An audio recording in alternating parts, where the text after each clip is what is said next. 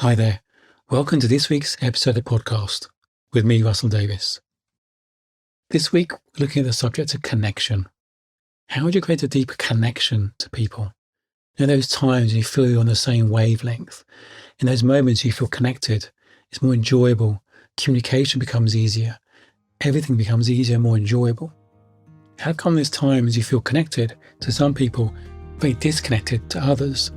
Or we're the same person. How comes you feel more connected in some times and disconnected other times? So in this episode, we're going to unpack how you can create more connection with people to bring a sense of more enjoyment, ease, and flow in our relationships and our communication.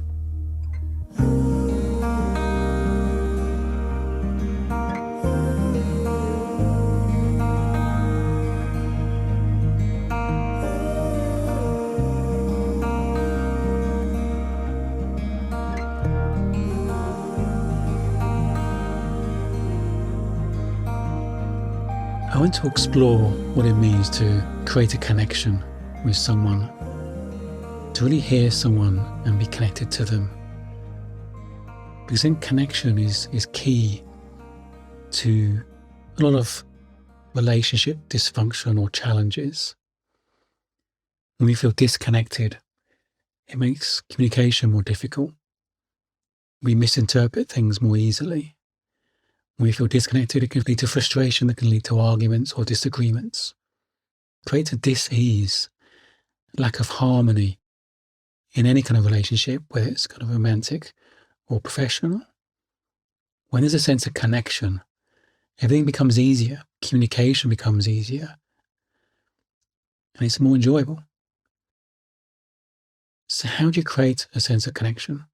Particularly maybe in stressful situations. In a couple, sometimes you go through very challenging aspects of life. So how do you create or maintain a sense of connection in those times? Well, the first thing you need to recognize that we all live in our own model of the world. I think it's easy to say that, and we get that, we know that everyone can think differently. But I think we actually sometimes really do forget that. Because our model of the world makes sense to us. It's our reality. It's our reality. When my wife used to be kind of nervous sometimes, still occasionally does, not very frequently, but maybe get nervous when I'm driving, I can easily judge that as unnecessary. It's perfectly safe. She's overreacting. But that's her reality. That is her reality in that moment. I can judge it as much as I like. It doesn't change it. That is her reality. The moment I sense and feel that without judging it, that's her reality, and really understand what it's like for her in that reality, I change my behavior. I do what I need to do to get back into connection far more quickly and easily. So it's easy to say, yeah, we all live in a different model of the world, but it's really seeing that the way we see the world makes sense to us. That's our reality. Someone else might see it differently. Everyone else has a different experience of life. Everyone has a different experience of a situation. No two people have the same experience of a situation. It's always subtly different or profoundly different because we just think differently. No two people can think exactly the same. It just doesn't happen. As much as we'd like it to happen, and the world might feel like an easier place if it did happen. So it's recognizing, yeah, we all think differently. We all think differently. And the key is to seek understanding. To seek understanding. What's the other person's reality here? Without judgment, with compassion, with patience, with kindness. To seek their model of the world. To really hear what they're saying beyond the words, which I'll come back to. And I think particularly what's powerful is having an emotional understanding. How are they feeling? This is particularly important for a romantic couple to understand how each other feels about a situation. Not necessarily to agree on how each other feel, to understand how they feel. I think that creates a connection, a unity, a sense of being team. We think we need to think the same to be in the same team. No, you don't need to think the same. But having a sense of understanding where the other person's at, so they feel heard, so they feel understood, that what creates a sense of team. We know where we're starting from, we know where we're at, we know each other's reality, then we can make a decision from there. When someone doesn't feel heard and understood, they feel isolated, they feel scared that people to make decisions and it's not going to serve them, and they're in a scary place maybe, and they feel misunderstood. When they feel heard, their mind settles. Their mind opens, in fact. When someone feels heard, their mind opens to new possibilities. You're far more likely to get an agreement with someone when someone feels heard, because their mind opens to new possibilities.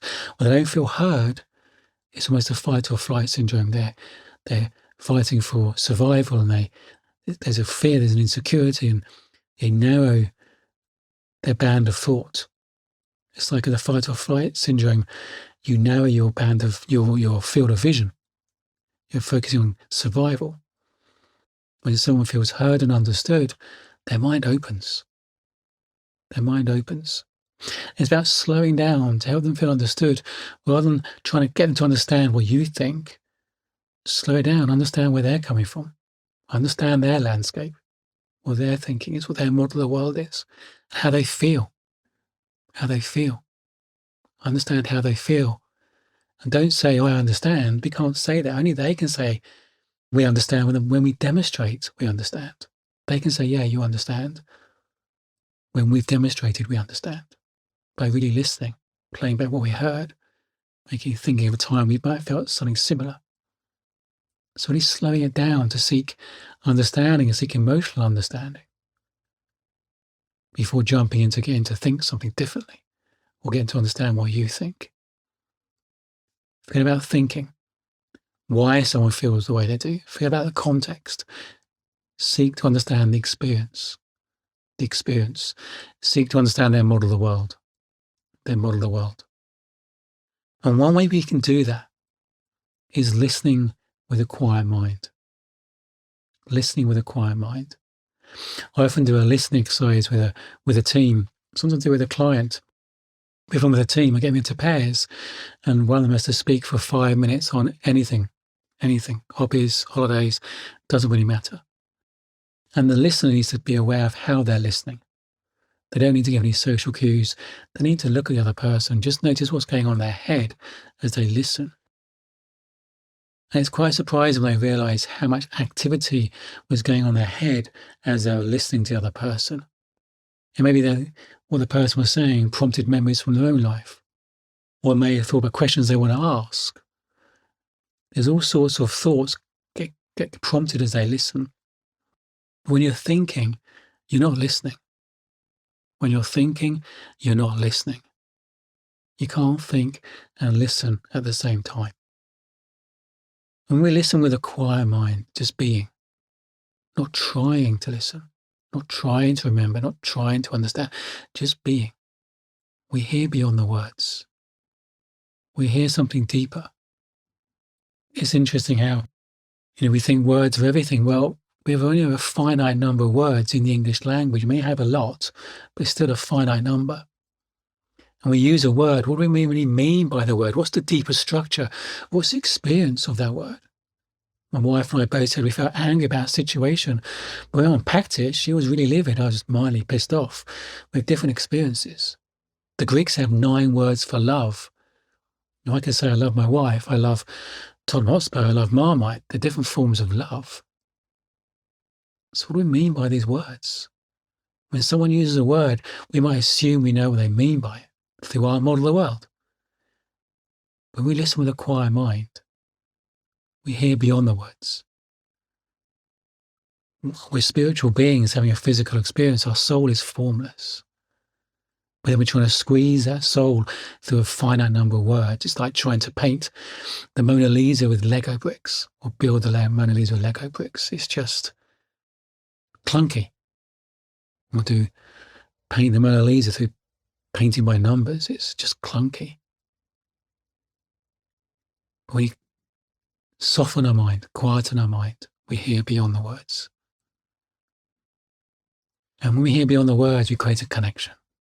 The other person feels connected, understood. They feel safer, they relax, their mind opens to new possibilities. That's creating connection.